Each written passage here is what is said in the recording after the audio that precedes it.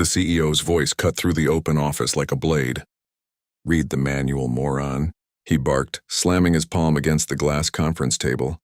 Conversations died instantly. Keyboards stopped clicking. Every eye shifted toward Daniel Harper, who stood near the end of the table, holding a stack of reports that suddenly felt heavier than they were. He felt the familiar burn of embarrassment creep up his neck, but he forced himself to stay still. This job wasn't just a paycheck.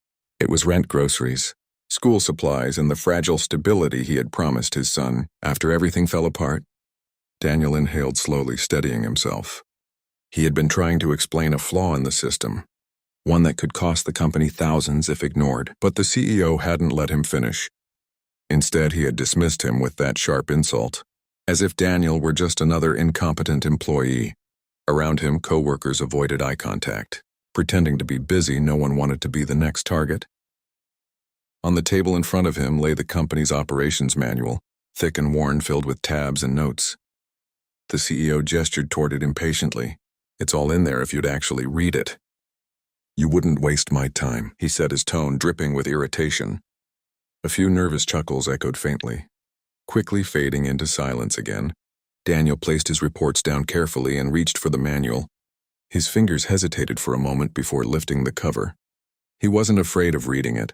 He knew it better than anyone, but something about the moment felt heavier than it should.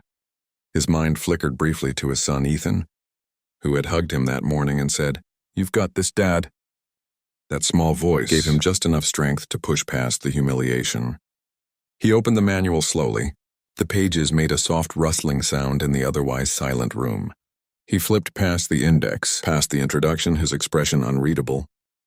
The CEO leaned back in his chair, arms crossed, clearly expecting Daniel to stumble or apologize. Instead, Daniel kept turning pages with calm precision, as if searching for something very specific. Then he stopped, his eyes fixed on the inside cover page. For a brief second, the tension in his shoulders disappeared, replaced by something quieter, something almost like disbelief, but not quite. He ran his fingers lightly over the printed text, as if confirming it was real, even though he already knew.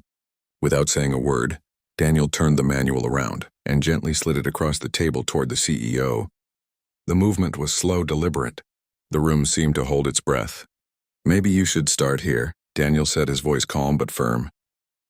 The CEO frowned, annoyed at first, but glanced down anyway. His expression shifted almost instantly. The confidence drained from his face, replaced by confusion. Printed clearly beneath the title of the manual in bold, unmistakable letters were the word "system" designed by Daniel Harper. The same man he had just insulted stood right in front of him. A stunned silence settled over the conference room. Thick and unmovable, the CEO kept staring at the page, as if the words might rearrange themselves into something less inconvenient. They didn't. "System designed by Daniel Harper" remained printed in bold. Undeniable truth. Slowly, he lifted his gaze toward Daniel, studying him as though seeing him for the first time. The irritation that had filled his expression moments ago was gone, replaced by uncertainty around them. Employees shifted in their seats, sensing the sudden change in power, but unsure how to react. Daniel stood still, his posture steady now. The embarrassment that had weighed on him earlier had faded, replaced by quiet confidence. He didn't look angry, just composed.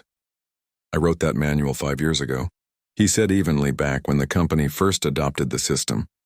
His voice carried across the room, not loud but strong enough that no one missed a word. A few people exchanged glances, whispering softly as realization began to ripple through them. The CEO cleared his throat, trying to regain control of the situation. "If that's true, then why are you here?" he asked, gesturing vaguely, as if Daniel's current position didn't match the image he had just discovered. The question lingered in the air, edged with curiosity and a hint of discomfort. Daniel paused briefly before answering. "Life changed," he said simply. "After my wife passed, I stepped away from everything to raise my son. When I came back, I needed something stable. This was the opportunity available." His words were straightforward, without self-pity, but they carried weight. The room grew quieter, the earlier tension now replaced by something more reflective. The CEO leaned back slightly. Processing this, his earlier arrogance seemed to shrink under the weight of new understanding. He glanced again at the manual, then at the reports Daniel had placed on the table. You mentioned a flaw, he said. His tone noticeably different, more cautious now, show me. Daniel nodded and stepped forward, opening his reports again. He explained the issue clearly, pointing out the exact section where the system could fail, under increased load as he spoke. His confidence grew. This was familiar ground, something he knew inside out. The room listened this time with genuine attention. Even those who had avoided eye contact earlier now leaned in slightly, recognizing the depth of his knowledge. The CEO followed along his expression, shifting from doubt to focus. For the first time, he wasn't interrupting. When Daniel finished, there was a brief pause. Then the CEO nodded slowly. You're right, he admitted, the words sounding heavier than they should. It wasn't just about the flaw.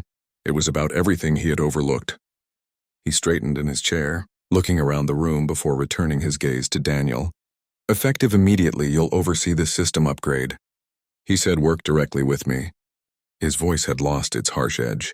Replaced with something closer to respect, a quiet murmur spread through the room. Daniel blinked, surprised but composed. Understood, he replied. As the meeting wrapped up, people began gathering their things, but the atmosphere had changed completely. Where there had been tension and judgment, there was now curiosity and a growing respect. Daniel picked up his reports, feeling something he hadn't felt in a long time. Not just relief, but recognition. For the first time in years, he wasn't invisible.